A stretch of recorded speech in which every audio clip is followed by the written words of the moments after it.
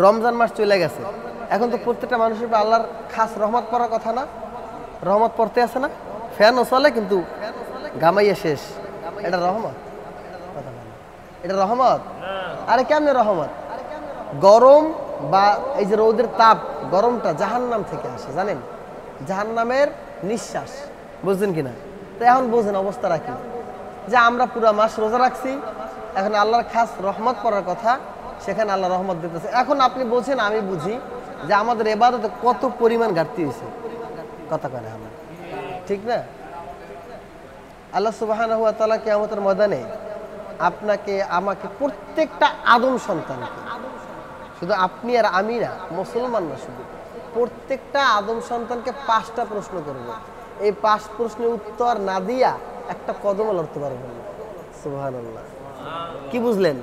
5টা প্রশ্ন তার কাঠগড়ায় দাঁড়া করাই আপনাকে আমাকে প্রত্যেকটা আদম সন্তানকে করবে, যে এই 5 প্রশ্নের উত্তর দিয়া তারপর তোমার লড়তে হবে। কথা বুঝছেন কিনা ভাই? এখন দেখেন যে 5 প্রশ্ন কি, আমি নোট করে নিয়ে আসছি। সবার আগে আল্লাহ সুবহানাহু ওয়া তাআলা আপনাকে জিজ্ঞাসা করবেন, যখন তার কাঠগড়ায় দাঁড়াবেন কোটি কোটি কোটি কোটি মানুষের সামনে, আপনাকে প্রশ্ন করা হইবে, তোমাকে 70, 80, 100, 200, 500, 1000 বছর জিন্দেগি দিছি, 50 বছর জিন্দেগি দিছি, 20 বছরের জিন্দেগি দিছি, এই 20টা বছর তুমি কোন কাজে ব্যয় করছো? আপনি আজকে সারাটা দিন ফজরের সালাত আদায় কইরা এশা পর্যন্ত কি কি করছেন, এ টু জেড কইতে পারবেন? কথা কেনা পারবেন? কেমনে সম্ভব? পারবেন না। এখন যদি আল্লাহ তাআলা ওই সময় জিজ্ঞাসা করে, আপনি 80 বছর বাঁচছেন দুনিয়ার জমিনে, এই 80 বছরে আপনি কি কি কাজ করছেন, এই প্রশ্নের উত্তর দিয়া জান্নাতে যান, কি অবস্থা? 1 নম্বর প্রশ্ন। হয়তো বা আমার কথাগুলা আপনারা নিতেছেন অন্যভাবে, নরমভাবে নিতেছেন, কিন্তু এটা যদি আপনি সিরিয়াসলি নেন যে আল্লাহ তাআলা আমাকে দাঁড়া করবেন, তুমি 70 বছর জিন্দেগি কি করছো, এই উত্তর দিয়ে তারপর যাইতে হবে। এখন চিন্তা করেন, স্কুলে পড়ছেন না আপনারা? একদিন স্কুলে না গেলে পরের দিন যে টিচার খুব কড়া ছিলেন, ওনার সামনে দাঁড়াইলে প্যান ভিজে যাওয়ার অবস্থা না? শুধুমাত্র ওই গতকাল আমি ক্লাসে আসি নাই, পড়াটা মুখস্থ হয় নাই, তখন ওই টিচার যদি আমাকে প্রশ্ন করে যে তুমি গতকাল কেন আসো নাই, কি করছো, উত্তর আছে? ওই সময় তো উত্তর কি উত্তর দেবো? আমার তো থতমত খাইতে জীবন শেষ। তো একদিনের জন্য, তাও উনিও মানুষ আমিও মানুষ, উনি আমাকে সৃষ্টি করেন নাই, বানান নাই, খাওয়ান নাই, কিন্তু ওনার প্রশ্নের উত্তর দিতে যাই আমার অবস্থা বেগতিক, গাম ছুটে যায়। তো আমি ওই মানুষকে ভয় পাইছি, আল্লাহকে ভয় পাই নাই, এমন না বিষয়টা? দেখেন প্রশ্নটা কি, যে আপনার 70 বছর জিন্দেগি, আপনি যে কয় দিন, যে কয় সেকেন্ড, যে কয় ঘন্টা বাঁচছেন জমিনের উপরে, অতিরিক্ত আপনি কি করছেন? বোঝেন? 1 নম্বর প্রশ্ন। এবার 2 নম্বর প্রশ্নে, এই যে 70 বছর জিন্দেগির ভিতরে 70 বছরই তো আপনি যৌবন ছিলেন না, যৌবন ছিল আপনার 70 বছরই, 20 থেকে হাইয়েস্ট 38 কি 40 পর্যন্ত যৌবন, এত থাকে না এখন। ধরেন এই যে আপনার 100 বছর জিন্দেগির ভিতরে যতটুকু আপনাকে আল্লাহ তাআলা যৌবন দিয়েছে, এই যৌবনটা আপনি কোন খাদে ব্যয় করছেন, এই প্রশ্ন করবে আপনাকে।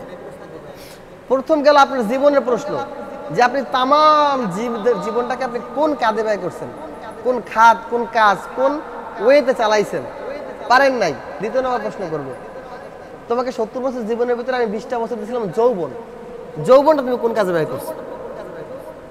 এখন তুমি কি যৌবনটা কি ইসলাম শরীয়তের মোতাবেকে ছিলা, নাকি তোমার তাগড়া জওয়ানির কারণে ওই সময় শক্তি ছিল বেশি, এখন শক্তি বেশি না?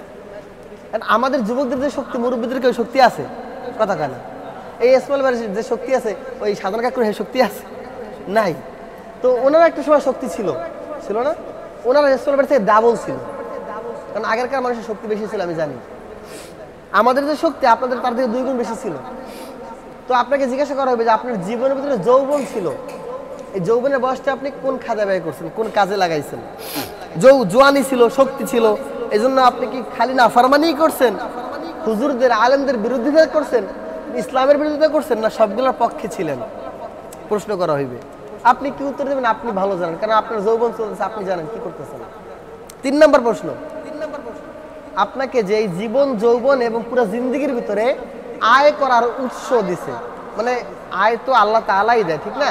রিজিকের মালিক কে ভাই? আল্লাহ, কিন্তু ওসিলার দরকার আছে। এখন আল্লাহ তাআলা প্রশ্ন করবেন, 3 নম্বর প্রশ্ন, যে তুমি দুনিয়ার জমিনে বসে কোন খাদে আয় করছো? খাতটা কি হালাল ছিল নাকি হারাম ছিল? আপনি এখন বোঝেন আপনি কোন খাতে আয় করছেন? আপনি ভালো বোঝেন, কি কথা কয় না? আপনি ভালো বোঝেন না যে আপনি কেমন আয় করতেছেন? আর আপনি রিক্সা চালাইয়া হালাল আয় করেন নাকি মানুষের পিছনে কলম মাইরে তারপর হারাম আয় করতেছেন, এটা আপনি ভালো জানেন। তো ওই যে যখন জিজ্ঞাসা করবে তোমাকে 70 বছর জীবনের ভিতরে আয় করার উৎস দিছিলাম, তুমি কোন খাত থেকে আয় করছো? 3 নম্বর প্রশ্ন, উত্তর দিতে হইবে। উত্তর না দিয়ে পা নাড়াইতে পারবেন না। আল্লাহ তাআলা আপনারা বলবে আপনার জন্য জান্নাত অনিবার্য, কিন্তু 5টা প্রশ্নের উত্তর দিয়ে তারপরে 4 নম্বর প্রশ্ন করবেন, আপনি আয় তো করছেন, ব্যয় করছেন কোন কাজে? 4 নম্বর প্রশ্ন, আপনি যে রিজিকটা আয় করছেন ওই রিজিক কোন খাদে ব্যয় করছেন? পূজা চলতে আছে, পূজার ভিতরে আপনি 20,000 টাকা দিয়েছেন, নাকি মাহফিল চলতেছে মাহফিলে 5টা টাকা দিয়েছেন, একটা এতিম সন্তান মাদ্রাসায় পরে খাইতে পারে না 10 টাকা দিয়েছেন, নাকি ওই গানের কনসার্টে 10 লাখ টাকা দিয়েছেন? কথা বোঝেন নাই মনে হয়? আমি কি বুঝতে চাইছি? কারণ কথা আছে জ্ঞানী যারা বোঝে তারা শুধু ইশারা। একজন নেতার কাছে গেলে যে গানের কনসার্ট দেন, তার কাছে শুধুমাত্র যাইবেন কয়েকটা যুবক পোলাপান, স্যার আমরা একটা গানের কনসার্ট দিছি, অমুক অমুক গায়িকা আসবে, আপনি কিছু দেন। তখন উনি কি করবো? 10,000 টাকার চেক দিয়ে দেবে। কথা ভুল কইছি মনে হয়? তো উত্তর দেন না কিনলে ভুল কইছি, এটা বাস্তব। আর যখন ওই নেতার কাছে আমার মতো টুপিওয়ালা যায় 100 টাকার নোট বাড়ি করে 1000 কথা কয়, হ্যাঁ কর না? 100 টাকার নোট ঠিকই দিয়েছেন, কিন্তু 100 নোটটা দিয়ে 1000টা কথা শুনেছেন আলেমকে। তাহলে আপনি কোন খাদে আয় করলেন আর কোন খাদে ব্যয় করলেন? রমজান মাসটা ছিল আপনার আমাদের সকলের জন্য রহমত, মাগফিরাত, নাজাতে ভরা। পুরো রমজান মাস জুড়ে আমরা নফল ইবাদত বেশি করছি, দান সদকা করছি। দান সদকা করলে লস হয় না। একটা ব্যক্তি কইতে পারবে না যে ভাই আমি দান কইরা, মানে খাস পন্থায় সঠিক রাস্তায় যেটা প্রয়োজনীয় রাস্তা ওইখানে দান করে আমি লসে পড়ছি, একজন ব্যক্তি নাই কইতে পারবে। দেখেন আপনি জাকাত ফেতরা, আর ফেতরা কেন দিয়েছেন? পুরো রমজান মাস আপনাকে দেওয়া হয়েছে আপনাকে পরিশুদ্ধ বানানোর জন্য, আপনাদের নিজের জীবনটাকে, আপনার যে আমলিয়াত জীবনটা ছিল গুনায় ভরা ছিল ওইটাকে জানে শুদ্ধ করতে পারেন, এই জন্য রমজান মাস দেওয়া হয়েছে। রমজান মাসে ভুল করিনি এমন কেউ আছে? কথা বলেন, ভুল করিনি এমন কেউ আছে? তো যে ভুলগুলো হয়েছে, যে ভুলের কারণে রমজানের রোজা, তারাবি বা অন্যান্য আমলে ঘাটতি হইতে পারে, এই জন্য আপনি ফেতরা দিলে ওই ফেতরার উসিলায় ওই ঘাটতিগুলো আল্লাহ পূরণ করে দিবেন। তাহলে কেউ দান করে লসে পড়ছে কেউ আছে? এই যে আপনার প্রতি শুক্রবার, হ্যাঁ না বললে ফেতরা যে ভূমিষ্ঠ তারও ফেতরা আছে, এটার মাসালা অন্য। এখন যে কই যে হলে বাঁচবে 2টা, আজকে আমি 1টা শেষ করবো, এটা আমি আগামী সপ্তাহে বলবো আপনার ইনশাআল্লাহ। তো ফেতরা দিয়েও কিন্তু কেউ লসে পড়ে নাই, পড়ছেন? এই যে প্রতি শুক্রবার আপনারা এমন মনে হয় 2-1 শুক্রবার বাদ যায় আপনাদের মসজিদে ওই রিসিভ আসে না, এছাড়া প্রতিদিনই আসে। এত আপনারা রিসিভে টাকা দিয়ে সবাই গরিব হয়ে গেছেন, হয়েছেন? বরং যেখানে ছিলেন সেখান থেকে আস্তে আস্তে ঊর্ধ্বগতি হইতেছে আপনাদের, হয়তো নিজেরা বুঝতেছেন না, আস্তে আস্তে ঊর্ধ্বগতি হচ্ছে। হয়তো বা এখানে না হোক কিয়ামতের ময়দানের ফয়সালা পাইবেন। এখন আসি 5 নাম্বার প্রশ্ন, এটা খুবই মারাত্মক একটা প্রশ্ন, খুবই মারাত্মক।